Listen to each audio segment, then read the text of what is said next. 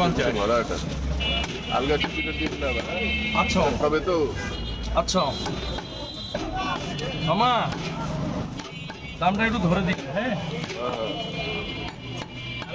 কারণ এখন বর্তমান পোষাচ্ছে না খুব দাম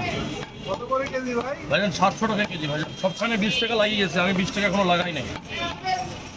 সবখানে 20 টাকা লাগিয়ে গেছে আমাকে দিচ্ছে ওটাই যেটা নেই ওটাই দিতে